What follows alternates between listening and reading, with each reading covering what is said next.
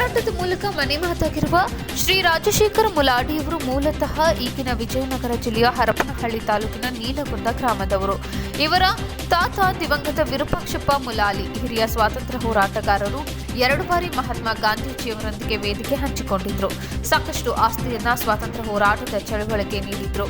ಇವರ ಏಕೈಕ ಪುತ್ರ ಶ್ರೀ ಗುರು ಬಸವರಾಜ ಮುಲಾಲಿ ಮತ್ತು ಶ್ರೀಮತಿ ಲಲಿತಾಕ್ಷಮ್ಮ ದಂಪತಿಯ ಕಿರಿಯ ಪುತ್ರರಾದ ಶ್ರೀ ರಾಜಶೇಖರ ಮುಲಾಲಿ ಅವರು ಪ್ರಾಥಮಿಕ ಶಿಕ್ಷಣವನ್ನ ಹರಪನಹಳ್ಳಿಯಲ್ಲಿ ಪೂರೈಸಿ ನಂತರ ವಿದ್ಯಾಭ್ಯಾಸವನ್ನ ಬಳ್ಳಾರಿಯ ಸರ್ಕಾರಿ ಶಾಲೆ ಕಾಲೇಜಿನಲ್ಲಿ ಮುಂದುವರೆಸಿದ್ರು. ವಿದ್ಯಾರ್ಥಿ ದೆಸೆಯಿಂದಲೇ ಹೋರಾಟದ ಮನೋಭಾವ ಹೊಂದಿದ ಇವರು ಭ್ರಷ್ಟಾಚಾರದ ವಿರುದ್ಧ ಹೋರಾಟ ಮಾಡುತ್ತಾ ರಾಜ್ಯ ಮತ್ತು ದೇಶದೆಲ್ಲೆಡೆ ಸುತ್ತಾಡುವಾಗ ಅಣ್ಣಾ ಹಜಾರೆಯವರ ಪರಿಚಯವಾಗಿ ಜನ ಲೋಕಪಾಲ ಮಸೂದೆಯ ಹೋರಾಟದಲ್ಲಿ ಪಾಲ್ಗೊಂಡು ಜೈಲುವಾಸ ಅನುಭವಿಸಿ ಅಣ್ಣಾ ಹಜಾರೆಯವರ ಆಪ್ತ ಬಳಗದಲ್ಲಿ ಹಾಗೂ ದೇಶದ ಹಲವು ಹೆಸರಾಂತ ಹೋರಾಟಗಾರರೊಂದಿಗೆ ಗುರುತಿಸಿಕೊಂಡಿದ್ದಾರೆ.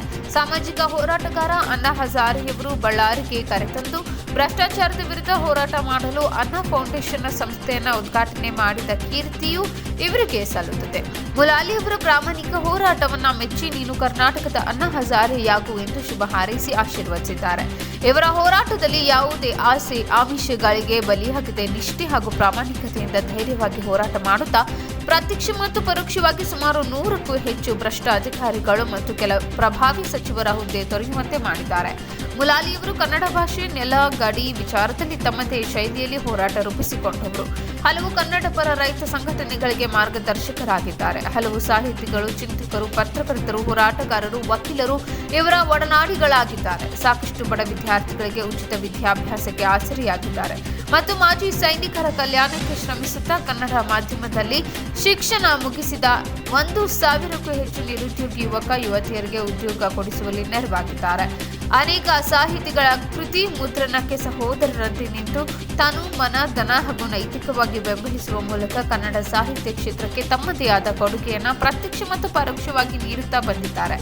ಇಂತಹ ಅದಮ್ಯ ಚೇತನದ ಪಾದರಸದ ಚಟುವಟಿಕೆಗೆ ವೀರಶೈವ ಲಿಂಗಾಯತ ಪರಿಷತ್ ಇವರಿಂದ ಗಾಯಕ ಶ್ರೀ ಪದ್ಮಶ್ರೀ ಪ್ರಶಸ್ತಿ, ಫೌಂಡೇಶನ್ ಕೀರ್ತಿ ರತ್ನ ಪ್ರಶಸ್ತಿ, ಮುಂಬೈ ಕನ್ನಡ ಸಂಘದಿಂದ ಬಸವಶ್ರೀ ಪ್ರಶಸ್ತಿ, ಕನ್ನಡ ಸಾಹಿತ್ಯ ಪರಿಷತ್ತು ರಾಜ್ಯ ಮಟ್ಟದ ದತ್ತಿ ಪ್ರಶಸ್ತಿ ಸೇರಿ ರಾಜ್ಯ ಮತ್ತು ರಾಷ್ಟ್ರದ ವಿವಿಧ ಸಂಘ ಸಂಸ್ಥೆಗಳು, ವಿಶ್ವವಿದ್ಯಾಲಯಗಳು ಹಲವಾರು ಪ್ರಶಸ್ತಿಗಳನ್ನು ನೀಡಿ ಸನ್ಮಾನಿಸಿವೆ.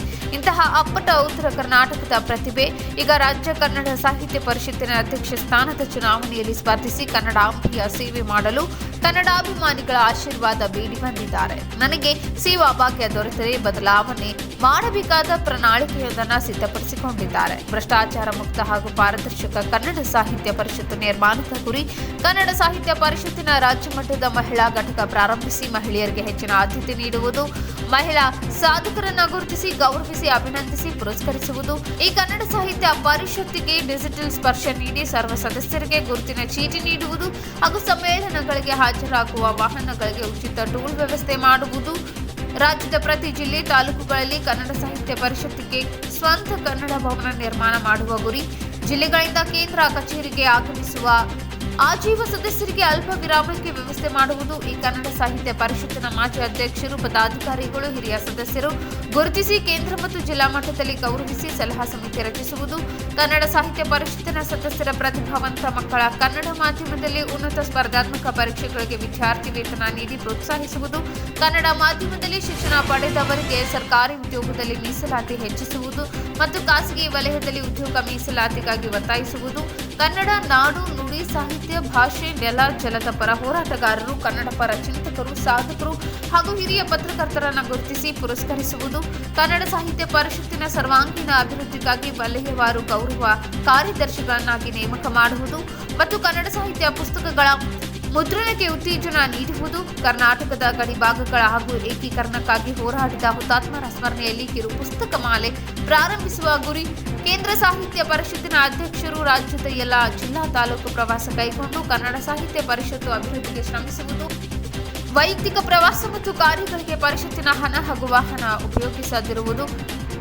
ಕನ್ನಡ ಸಾಹಿತ್ಯ ಪರಿಷತ್ತಿನ ಹಾಲಿಯ ಉದ್ದೇಶಗಳನ್ನು ಮುಂದುವರಿಸುತ್ತಾ ಈ ಮೇಲಿನ ಎಲ್ಲಾ ಪ್ರಣಾಳಿಕೆಗಳ ಅಂಶಗಳ ಜಾರಿಗೆ ಪ್ರಾಮಾಣಿಕ ಪ್ರಯತ್ನ ಮಾಡಲಾಗುವುದು. ಜೊತೆಗೆ ಕನ್ನಡ ಸಾಹಿತ್ಯ ಪರಿಷತ್ತಿನಲ್ಲಿ ರೈತ, ಯುವ ವೈದ್ಯರ, ನೌಕರರ, ವಕೀಲರ ಘಟಕಗಳನ್ನು ಜಾರಿಗೊಳಿಸಿ ಎಲ್ಲರೂ ಕನ್ನಡಾಂಬೆಯ ಸೇವೆಗೆ ಸಿದ್ಧ ಆಗುವಂತೆ ಮಾಡಿ ಕನ್ನಡ ಕಸ್ತೂರಿಯ ಘಮ ಕನ್ನಡ ಕಸ್ತೂರಿಯ ಗಮ ಜಗದಗಲ ಪಸರಿಸಲು ಪಣತೊಡುವ ಉದ್ದೇಶ ನನ್ನದೆಂದು ಅಭಿಮಾನದಿಂದ ಹೇಳುತ್ತಾರೆ. ಇಂದು ಮಸ್ಕಿಗೆ ಆಗಮಿಸಿದ ಪರಿಷತ್ತಿನ ಅಜೀವ ಸದಸ್ಯರನ್ನ ಭೇಟಿಯಾಗಿ ಇದೇ ತಿಂಗಳು 21ನೇ ತಾರೀಕಿನಂದು ನಡೆಯುವ ಚುನಾವಣೆಯಲ್ಲಿ ನನಗೆ ಮತ ನೀಡಿ ಆಶೀರ್ವದಿಸಿ ಎಂದು ಅಜೀವ ಸದಸ್ಯರುಗಳಲ್ಲಿ ಮನವಿ ಮಾಡಿದರು. ನಮಸ್ಕಾರ ಸರ್, ತಾವೀಗ ರಾಜ್ಯ ಮಟ್ಟದ ಕನ್ನಡ ಸಾಹಿತ್ಯ ಪರಿಷತ್ತಿನ ಚುನಾವಣೆಗೆ ಸ್ಪರ್ಧಿಸಿದ್ದೀರಿ. ನಿಮ್ಮ ನೀಲನಕ್ಷೆ ಏನು ಸರ್? ಮುಂದಿನ ದಿನಗಳಲ್ಲಿ ಗೆದ್ದರೆ ನೀವು ಮಾಡಬೇಕಾಗಿರ್ತಕ್ಕಂಥ ಕಾರ್ಯಸೂಚಿಗಳೇನು? ನೋಡಿ, ನಾನು ಮೂಲತಃ ಭ್ರಷ್ಟಾಚಾರ ವಿರೋಧಿ ಹೋರಾಟಗಾರ ಮತ್ತು ಅಣ್ಣಾ ಫೌಂಡೇಶನ್ನ ಸಂಸ್ಥಾಪಕ ಅಧ್ಯಕ್ಷರು. ನಾನು ಹೈದರಾಬಾದ್ ಕರ್ನಾಟಕದವರು. 107 ವರ್ಷಗಳ ಇತಿಹಾಸದಲ್ಲಿ ಕನ್ನಡ ಸಾಹಿತ್ಯ ಪರಿಷತ್ತಿಗೆ ನಮ್ಮ ಕಲ್ಯಾಣ ಕರ್ನಾಟಕ ಅಥವಾ ಹೈದರಾಬಾದ್ ಕರ್ನಾಟಕದಿಂದ ಯಾರೊಬ್ಬರು ಅಧ್ಯಕ್ಷರು ಆಗಿಲ್ಲ. ಚುನಾವಣೆಯಲ್ಲಿ ಕೂಡ ಸ್ಪರ್ಧೆ ಮಾಡಿರಲಿಲ್ಲ. ಈ ಬಾರಿ ಸ್ಪರ್ಧೆ ಮಾಡಿದ್ದಾರೆ. ಹಾಗಾಗಿ ಈ ಸಾಹಿತ್ಯ ಪರಿಷತ್ತಲ್ಲಿ ಸಾಕಷ್ಟು ಮಾಡಲಿಕ್ಕೆ ಕೆಲಸ ಇದೆ. ಇಂದಿನ ಅಧ್ಯಕ್ಷರುಗಳು ಯಾರೂ ಆ ಕೆಲಸ ಮಾಡಿಲ್ಲ. ಉದಾಹರಣೆಗೆ ಸದಸ್ಯತ್ವ ಹೆಚ್ಚು ಮಾಡೋದು. ಕರ್ನಾಟಕದಲ್ಲಿ 6 ಕೋಟಿ ಜನಸಂಖ್ಯೆ ಇದ್ದರೂ ಕೂಡ ಕೇವಲ 3 ಲಕ್ಷ ಆಗಿದ್ದಾರೆ. ಅದನ್ನು ಕನಿಷ್ಠ 10 ಲಕ್ಷ ಸದಸ್ಯತ್ವ ಮಾಡೋದು ಅಂತ ಗುರಿ ಇದೆ. ಮತ್ತು ಮಹಿಳೆಯರಿಗೆ ಆದ್ಯತೆ ಇಲ್ಲ. ಮಹಿಳಾ ಘಟಕ ಪ್ರಾರಂಭ ಮಾಡೋದು, ಯುವಕರ ಘಟಕ ಪ್ರಾರಂಭ ಮಾಡೋದು, ವೈದ್ಯರ ಘಟಕ ಪ್ರಾರಂಭ ಮಾಡೋದು ಮತ್ತು ವಕೀಲರ ಘಟಕ ಪ್ರಾರಂಭ ಮಾಡೋದು, ಹೀಗೆ ಅನೇಕ ಕನಸುಗಳಿವೆ. ಅದಲ್ಲದೆ ಒಂದು ಮಿಸ್ ಕಾಲ್ ಕೊಟ್ಟರೆ ಸದಸ್ಯತ್ವ ಆಗ್ತಕ್ಕಂಥ ಅಭಿಯಾನವನ್ನು ಸಹ ನಾವು ಪ್ರಾರಂಭ ಮಾಡ್ತೀವಿ. ಮತ್ತು ಹೆಚ್ಚಾಗಿ ಯಾವುದೇ ಕಾರಣಕ್ಕೆ ವೇತನ ಮತ್ತು ವಾಹನ ಎರಡನ್ನೂ ಬಳಸಬಾರ್ದು ಅಂಥೇಳಿ ನಾನು ತೀರ್ಮಾನ ಮಾಡಿದ್ದೀನಿ. ಉಚಿತವಾಗಿ ತಾಯಿ ಭುವನೇಶ್ವರಿಯ ಸೇವೆ ಮಾಡಲಿಕ್ಕೆ, ಕನ್ನಡ ಸಾಹಿತ್ಯ ಪರಿಷತ್ತಿನ ಸೇವೆ ಮಾಡಲಿಕ್ಕೆ ನಾನು ಸಿದ್ಧನಿದ್ದೇನೆ. ಮತ್ತು ಎಲ್ಲ ಜಿಲ್ಲೆಗಳಲ್ಲಿ ಮತ್ತು ತಾಲೂಕುಗಳಲ್ಲಿ ಕನ್ನಡ ಭವನವನ್ನು ನಿರ್ಮಾಣ ಮಾಡಬೇಕಂತ ಹೇಳಿ ನಾನು ಆ ಒಂದು ಗುರಿಯನ್ನು ಸಹ ನಾನು ಹೊಂದಿದ್ದೇನೆ. ಮತ್ತು ತಾರತಮ್ಯ ಹೆಚ್ಚಾಗಿದೆ. ಆ ಭಾಗ ಈ ಭಾಗ, ಆ ಭಾಗದವರೇ, ದಕ್ಷಿಣ ಭಾಗದವರೇ ಸುಮಾರು 70-80 ವರ್ಷ ಅಧ್ಯಕ್ಷರಾಗಿದ್ದಾರೆ. ಈ ಸಾರಿ ಉತ್ತರ ಕರ್ನಾಟಕ, ಅದರಲ್ಲಿ ಕಲ್ಯಾಣ ಕರ್ನಾಟಕ ಮತ್ತು ಯುವಕರಿಗೆ, ಪ್ರಾಮಾಣಿಕರಿಗೆ ಮತದಾನ ಮಾಡಬೇಕಂತೇಳಿ ಗೌರವಾನ್ವಿತ ಕರ್ನಾಟಕದ ಕನ್ನಡ ಸಾಹಿತ್ಯ ಪರಿಷತ್ತಿನ ಮತದಾರರಲ್ಲಿ ಮತ್ತು ವಿಶೇಷವಾಗಿ ಇವತ್ತು ನಾನು ರಾಯಚೂರು ಜಿಲ್ಲೆಯ ಮಸ್ಕಿ ತಾಲೂಕಿನಲ್ಲಿದ್ದೀನಿ. ಮಸ್ಕಿಯ ಗೌರವಾನ್ವಿತ ಮತದಾರರಲ್ಲಿ ನನ್ನ ಒಂದು ವಿಶೇಷ ಮನವಿ ಏನಂತಂದರೆ, ಈ ಬಾರಿ ಒಬ್ಬ ಪ್ರಾಮಾಣಿಕ ಯುವಕರಿಗೆ ಒಂದು ಅವಕಾಶ ಮಾಡಿಕೊಡಿ. ಇದೇ 21ರಂದು ಮತ ಚಲಾಯಿಸಿ. ಬಿಳಿ ಮತಪತ್ರದಲ್ಲಿ ಕ್ರಮ ಸಂಖ್ಯೆ 10 ಇರುತ್ತೆ. ಹೆಸರು ಮತ್ತು ಭಾವಚಿತ್ರದ ಮುಂದೆ ನಾನು ಮತ ಚಲಾಯಿಸಿ ಅಂತೇಳಿ ನಿಮ್ಮ ಮೂಲಕ ಕೇಳ್ಕೊಳ್ತೀನಿ. ರಾಜಕಾರಣಿಗಳಿಗಿಂತ ಸಾಹಿತಿಯೊಳಗಿನ ರಾಜಕಾರಣಿ ದೇಶಕ್ಕೆ ಅಪಾಯಕಾರಿ. ಸಾಹಿತಿಗಳಲ್ಲಿ ಈಗ ತಾರತಮ್ಯ, ಭೇದ ಭಾವ, ಅಹಂಭಾವ ಮುಂತಾದವುಗಳೆಲ್ಲ ತಾಂಡವಾಡಕತ್ತವೆ. ಅವನ್ನು ಹೋಗಲಾಡಿಸುವುದಕ್ಕೆ ಅಥವಾ ಅದರ ಬಗ್ಗೆ ತಮ್ಮ ಅಭಿಪ್ರಾಯ ಏನು? ಹೇಳ್ತೀನಿ.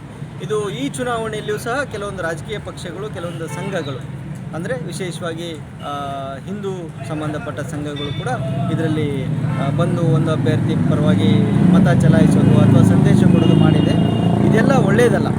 ಇದು ಒಂದು ದುರಂತ ಅಂತ ಹೇಳಲಿಕ್ಕೆ ಇಷ್ಟಪಡ್ತೀನಿ. ಯಾವುದೇ ರಾಜಕೀಯ ಪಕ್ಷಗಳಿರಲಿ ಅಥವಾ ಸಂಘ ಸಂಸ್ಥೆಗಳಿರಲಿ, ಈ ಸಾಹಿತ್ಯ ಪರಿಷತ್ತಿನ ಚುನಾವಣೆಯಲ್ಲಿ ಅಂತರ ಕಾಯ್ಕೋಬೇಕು. ಕನ್ನಡಕ್ಕೋಸ್ಕರ ಕೆಲಸ ಮಾಡ್ತಾ ಸಂಘ ಸಂಸ್ಥೆಗಳು ಕೆಲಸ ಮಾಡಲಿ, ಕೆಲಸ ಇದೆ. ರಾಜಕಾರಣಿಗಳು ಪರಿಷತ್ನಿಂದ ದೂರ ಇರಬೇಕು. ಇನ್ ಕೇಸ್ ಅವ್ರೇನಾದರೂ ಇಲ್ಲ ನಾವು ಮಾಡೇ ಮಾಡ್ತೀವಿ ಅಂತ ರಾಜಕಾರಣಿಗಳು ಬಂದರೆ, ನಮಗೂ 224 ಕ್ಷೇತ್ರಗಳಲ್ಲಿ ನಮ್ಮದೇ ಆದ ಸಂಪರ್ಕ ಇರುತ್ತೆ. ಮುಂದಿನ ಚುನಾವಣೆಗಳಲ್ಲಿ ಅವ್ರಿಗೆ ಬುದ್ಧಿ ಕಲಿಸ್ತೀವಿ.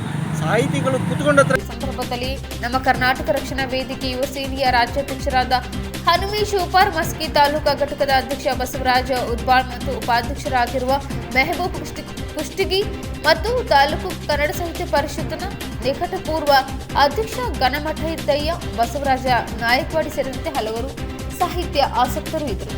Suresh ಮುಳಗಾನೂರು, S9 TV.